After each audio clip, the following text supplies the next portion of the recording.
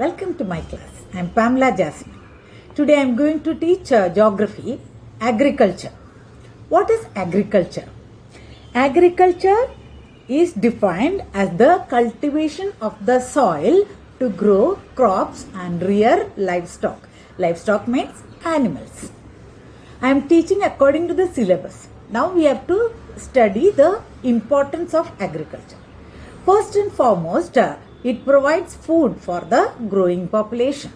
Second, it generates working capital for industries. That is, it provides raw material for industries like sugar, food processing, textile industries, etc. These industries get raw materials from agricultural products. Now, third, it provides a large part of the market for the industries, industrial goods. That is for pesticides, insecticide, fertilizers, and tools, implements, machinery, etc. So, these are industrial products. It is used for agriculture. So, because of agriculture, so it is a market. Agriculture provides market for industrial goods. Then fourth, it accounts substantial portion of the India's exports. So, agricultural products are exported to many countries like spices, grains, pulses, etc. Now, it provides employment for millions of people. Now, let's discuss the problems faced by agriculture. See, in India, so much of effort is made to develop agriculture. But still, when we compare with the developed countries, our production is very low. There are many factors that affect agriculture. First, we will discuss environmental factors. First is unreliable rainfall. So, Indian agriculture is dependent on rainfall. That means monsoon. But monsoon is uncertain, irregular, and unequally distributed. 55% of the net sown area depends on monsoon. So, if rain fails, if rainfall is not there, then that would affect the production, agricultural production, and that results in lack of food grain production, scarcity of food grains. Second, lack of irrigation facility. So, India has the largest irrigated area of the cultivated land, but still it lacks irrigation facilities. Large percent of the net sown area lacks irrigation facilities, and this area depends only on monsoon. And we have discussed that monsoon is uncertain and unequally distributed. So that affects the agriculture of India. And that leads to crop failure. The next cause is soil erosion. Soil erosion decreases the fertility of soil, and it results in the loss of valuable crop lands because topsoil is eroded by different agents because of cutting of trees and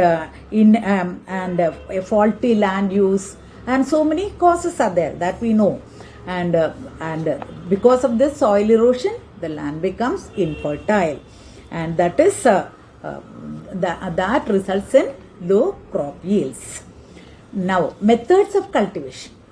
So, though a number of crops are cultivated in India, but our production is very low compared to other developed countries. It is because of our inadequate methods, inefficient methods, and inadequate irrigation facilities, and the inability of farmers to buy high-yielding seeds and modern equipments, because farmers are very poor and they are not able to buy high-yielding variety of seeds and modern equipments. So that would affect the productivity. Institutional factors. First, small and fragmented land holdings. See, majority of the land holdings are very small. Fragmented means pieces. So land, see, all the farmers are having small pieces of land. These small and fragmented holdings cannot promote modern agriculture because the owners of these land holdings are very poor. So they don't get enough, get enough income to buy modern farm machinery or to make a heavy investment. They cannot invest high amounts. So no scientific cultivation with improved techniques and seeds can take place. So it is impossible to apply modern techniques because the farmers cannot afford it. Exploitation of farmers. That is another cause of low productivity in India. See, under the zamindari system, these cultivators are only tenants. They can be turned out of the land at any time. So even though there is no zamindari system now, there is another section of landowners. They are absentee landlords. See, they may not be there, and they would give the land to somebody to cultivate.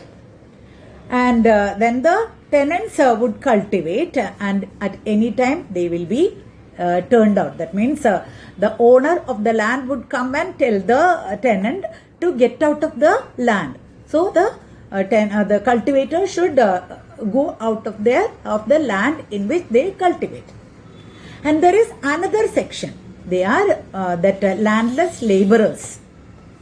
They are paid very low wages, and they have to only work.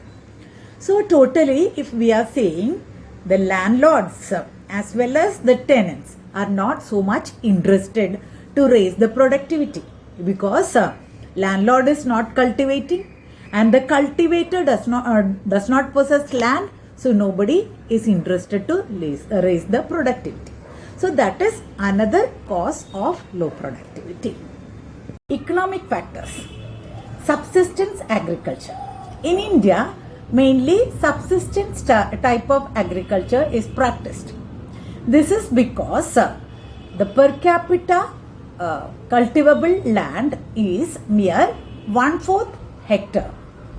So the produce of the agriculture is consumed, or it is only enough to sustain the farmer. That means in subsistence agriculture, the produce of the crop is consumed by the farmer and his family. Human elements. Farmers are very poor, debt-ridden and uneducated.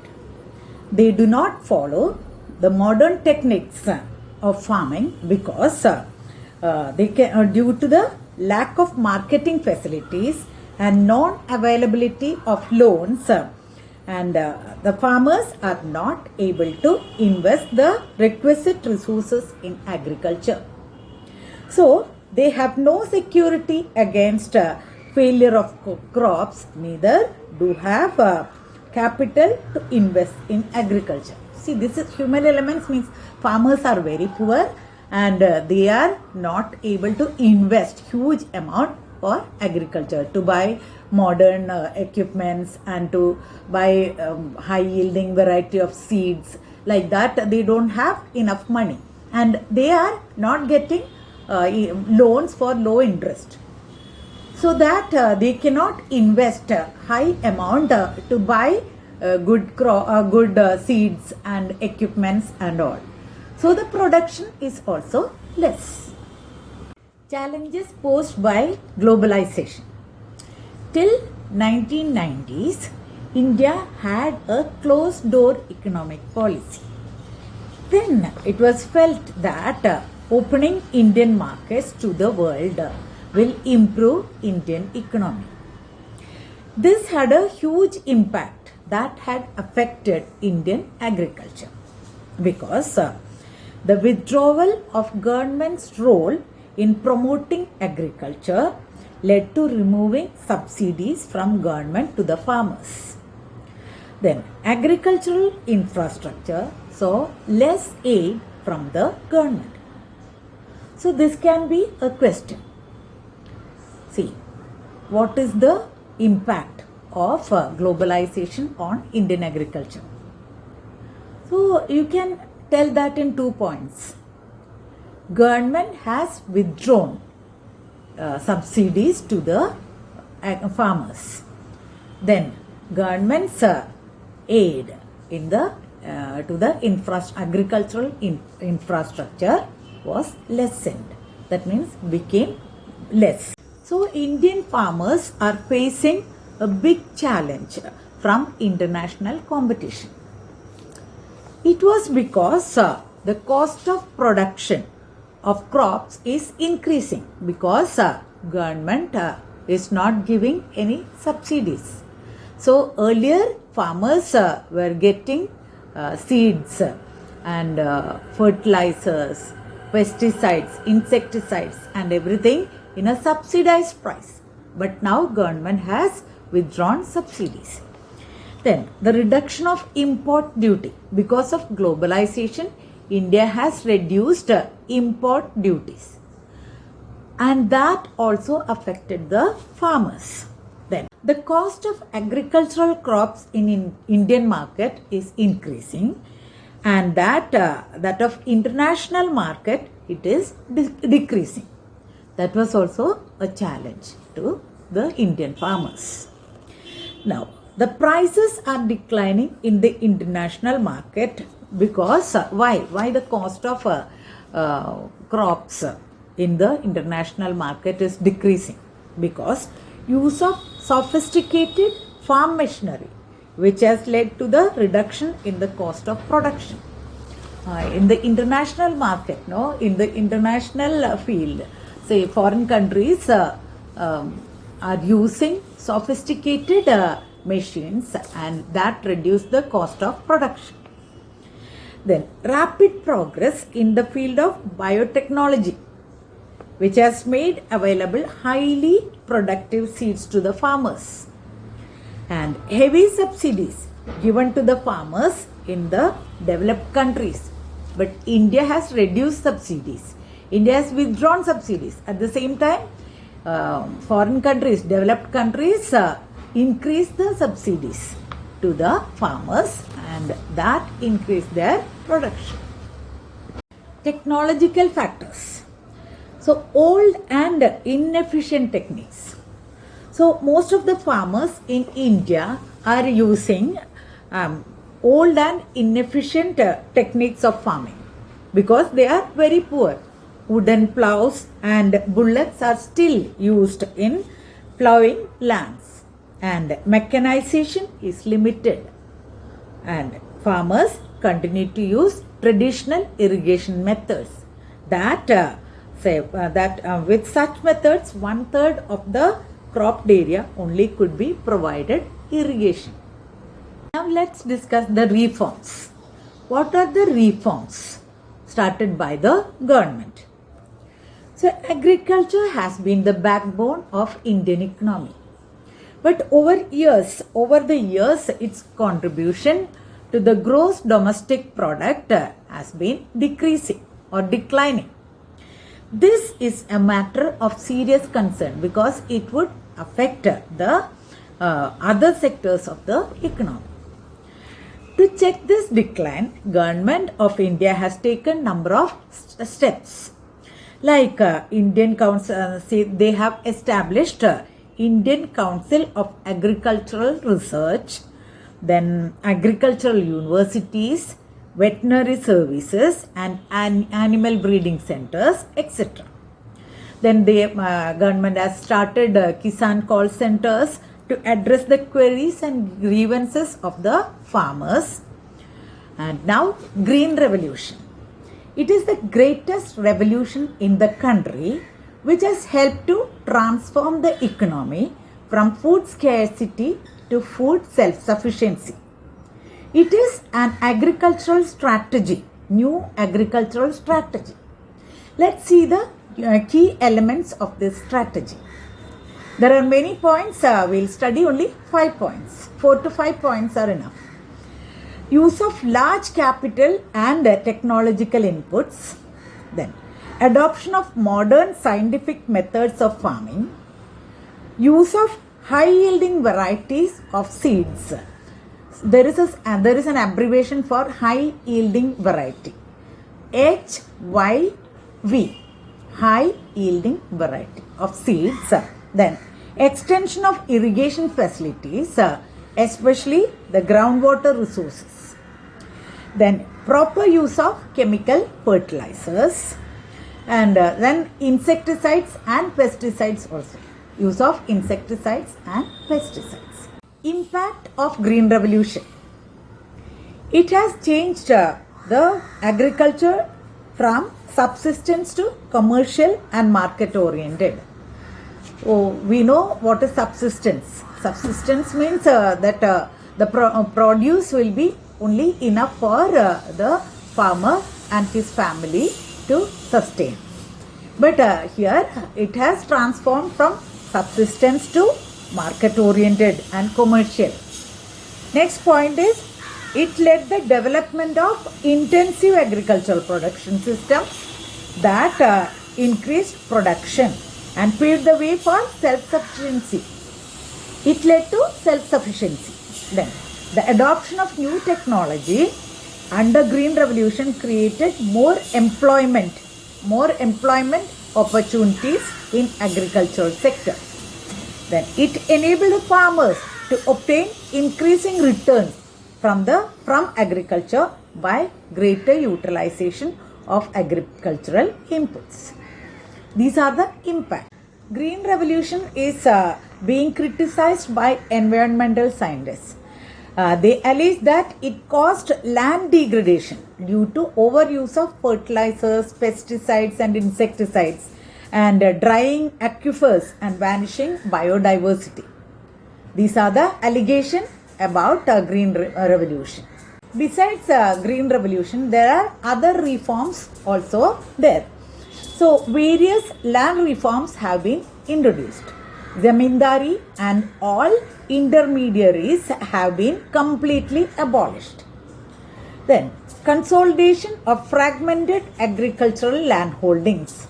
So, land was fragmented, and that's why this subsistence agriculture was only possible. But this consolidation of fragmented agricultural land holdings has been an integral part of the land reform policy of the Indian government. The next is creation of irrigation infrastructure. So irrigation was not enough earlier, but after this Green Revolution, government has taken so many steps for so many reforms. So creation of irrigation infrastructure and its optimum utilization has been given greater importance. So 3 points are enough. Reforms other than Green Revolution.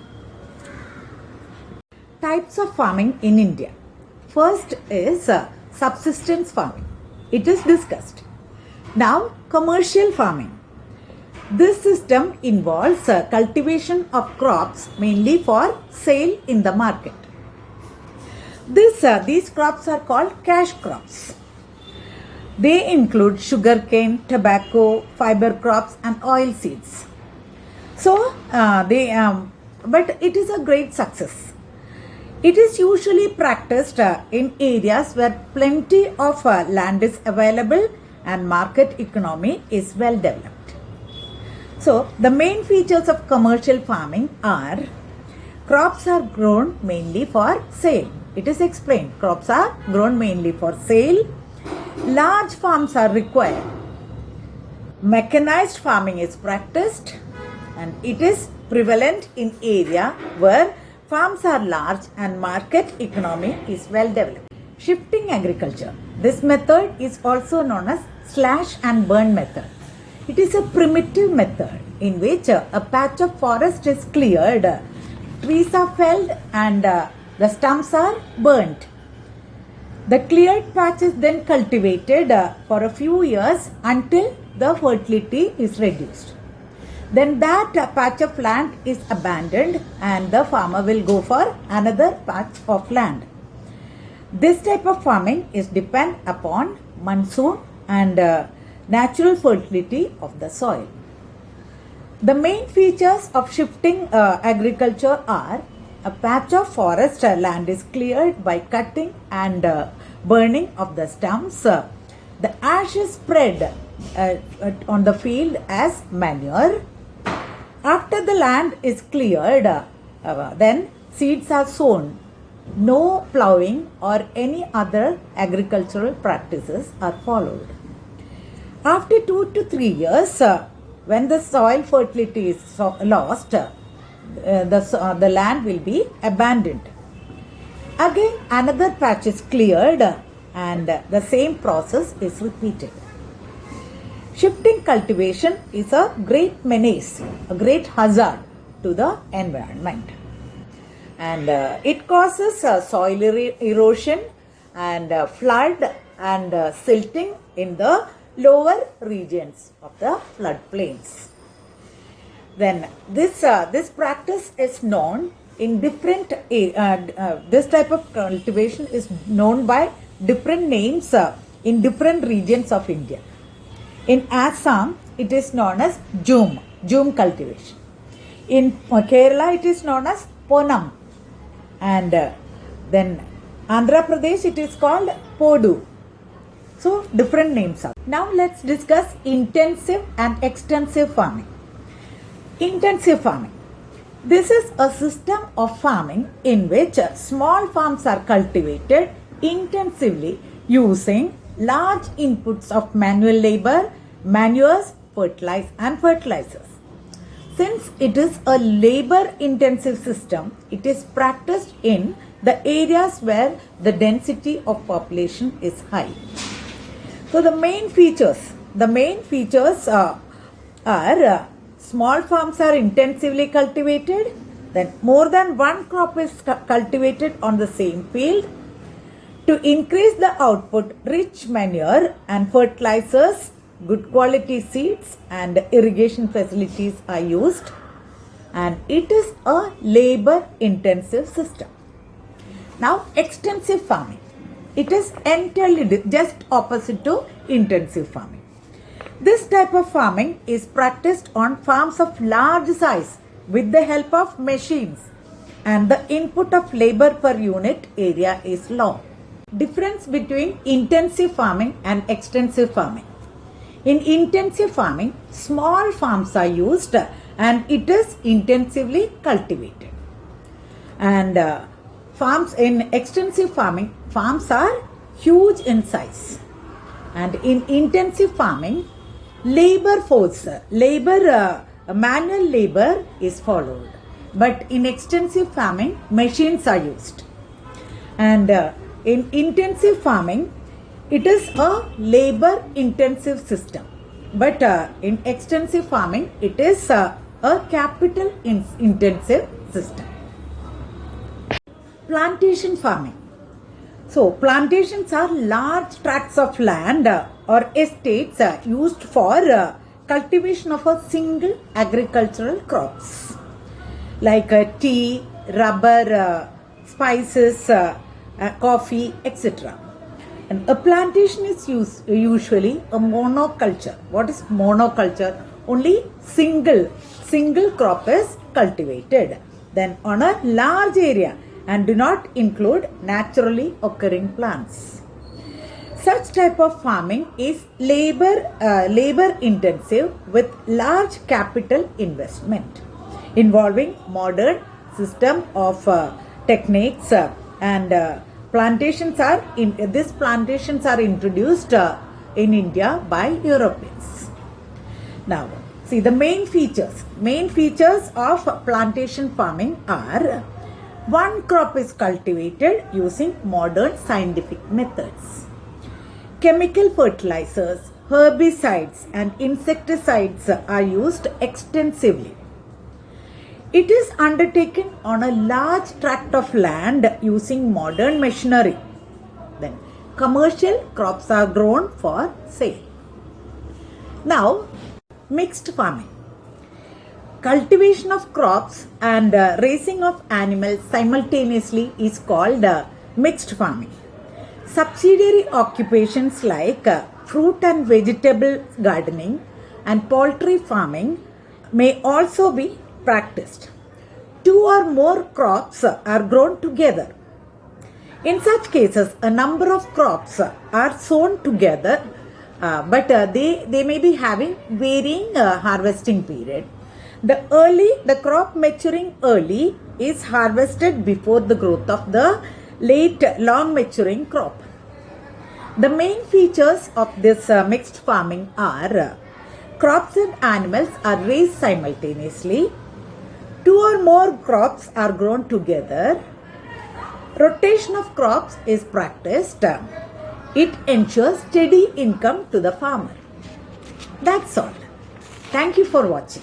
If you like this video, please like, share and subscribe. God bless.